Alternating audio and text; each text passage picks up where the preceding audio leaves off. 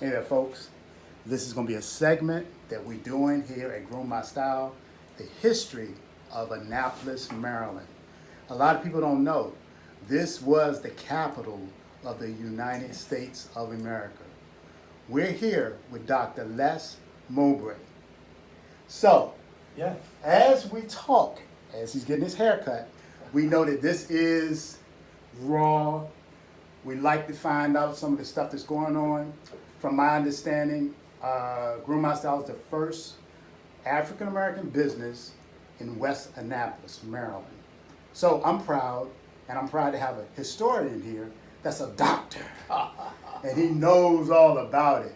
Just a little bit. Just a little bit? Just a little bit. So, doctor, I just want to know a little bit about Okay. your history Okay. being from Annapolis, Maryland, as we cut. Absolutely. I grew up not too far from here, on the other side of the Navy Marine Corps Stadium, as a matter of fact. And so a lot of people don't know what you mean by that. Okay. Naval. The Naval Marine Corps Stadium is the stadium where the midshipmen who attend the Naval Academy in downtown Annapolis. It's where they play their football games. Okay, okay. It is also where they hold their graduation exercises each May. Wow. This area where you are is indeed what is referred to as West Annapolis. And I guess I would be from East Annapolis. Okay. Not Eastport, but East Annapolis, because my community was on the other side of the property where the stadium is. Okay. But it's within walking distance. So my my maternal relatives lived in that area. Okay. My father, and they were Johnsons. My mom's family were Johnsons.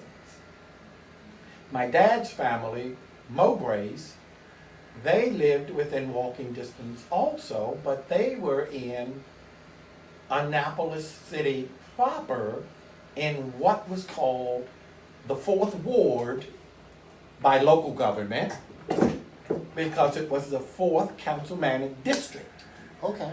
Okay. in the city of Annapolis. Okay. We affectionately refer to it as the Black Belt.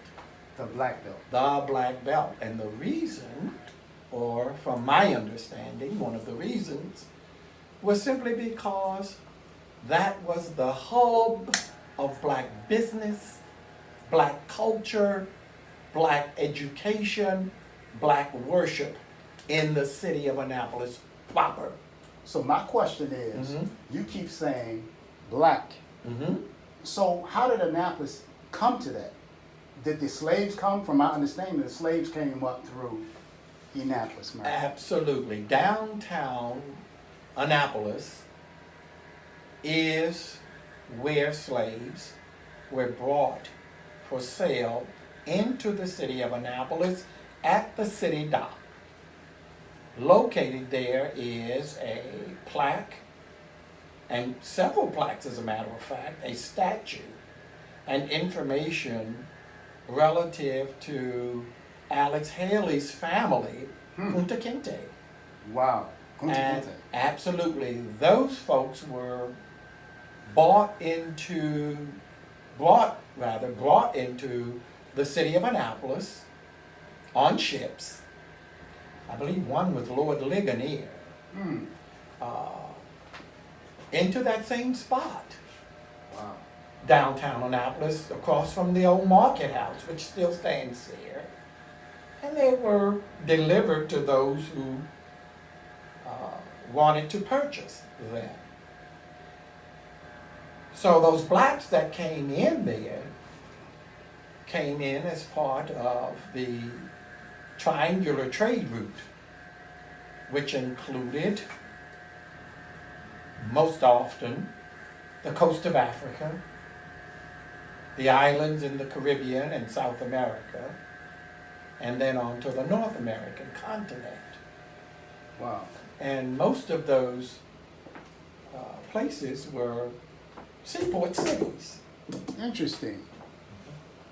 So, as we find this out about Annapolis, I am thoroughly interested in the part 2 of our section about Annapolis, Maryland. So stay tuned, folks. We got more coming in our next session. Absolutely.